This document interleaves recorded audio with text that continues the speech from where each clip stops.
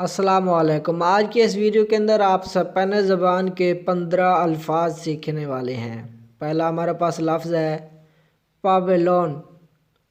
पावेलोन pavilion यानी sports hall जिसे pavilion कहते हैं, जहाँ पर खिलाड़ी बैठते हैं।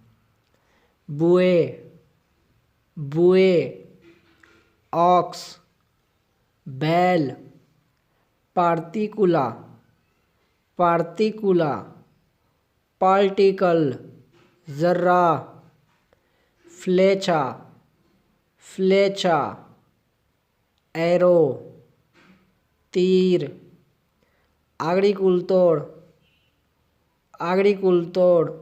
या granjero granjero फार्मर किसान excavate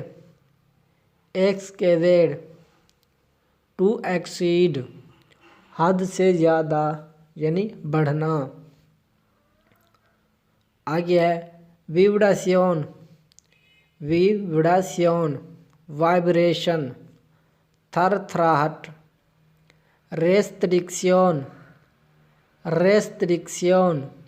रेस्ट्रिक्शन पाबंदी।